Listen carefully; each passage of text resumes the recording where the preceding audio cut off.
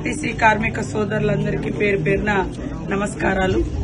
దయచేసి మీరు చేస్తున్నటువంటి సమ్మె ఏదైతుందో దాన్ని విరమించుకొని మరి ప్రభుత్వం ఏర్పాటు చేసినటువంటి కమిటీతో చర్చలలో కూర్చోవడంతో చర్చల ద్వారా మాత్రమే సమస్య పరిష్కారం అవుతుంది. మీరు తీసుకొచ్చినటువంటి దాదాపు 32 అంశాలలో తెలంగాణ రాష్ట్ర ప్రభుత్వం, ముఖ్యమంత్రి గారు, అదేవిధంగా ఆర్టీసీ శాఖ వారు, మరి సంబంధిత మంత్రులు పొన్నం ప్రభాకర్ గౌడ్ గారు వారందరూ కూడా మరి మీతో చర్చలు జరపడానికి అధికారులతో కూడినటువంటి కమిటీని కూడా నియమించడం జరిగింది. ఆ కమిటీలో మీరు కూర్చున్నారు. హడావుడిగా చేయడంతో రేపు భవిష్యత్తులో కోర్టు సమస్యలు కూడా ఉంటాయి కాబట్టి అనే ఉద్దేశంతో కొంత డిలే అయింది. దాన్ని అన్యథగా భావించకుండా ఈరోజు ఫ్రీ బస్సులో మహిళలు, లక్షలాది మంది మహిళలు రోజు ప్రయాణిస్తున్నారు. అందులో చాలా అంటే 99% పేదింటి బిడ్డలే ప్రయాణిస్తున్నారు.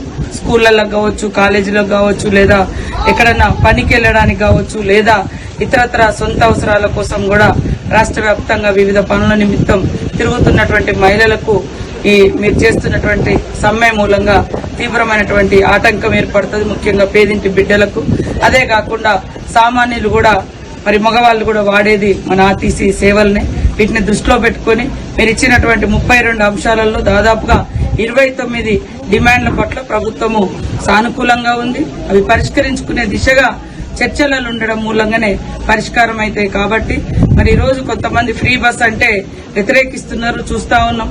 మరి మాజీ ముఖ్యమంత్రి గారు ఫ్రీ బస్ అనేది ఒక దండగా బస్సు అని హేళన చేసినటువంటి 24 గంటలలో ఈ రోజు ఆర్టీసీ కార్మికులు సమ్మెకు దిగడంతో కూడా మరి ఇది మహిళలకు చాలా చాలా ఆటంకం, చాలా ఇబ్బందికరం, ముఖ్యంగా పేదింటి బిడ్డలకు.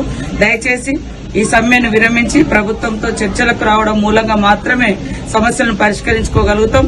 ఈ ప్రభుత్వం ఉద్యోగుల ఫ్రెండ్లీ ప్రభుత్వం. సమస్యలను వినడానికి ఎప్పుడు కూడా మంత్రులుగా మేము గాని, శాఖ సంబంధిత అధికారులు గాని, ముఖ్యమంత్రి గారు గాని అనేక సందర్భాల్లో మీరు ఉద్యోగులంతా ఏర్పాటు చేసుకున్నటువంటి జేఏసీతో కూడా కూర్చోవడం జరిగింది.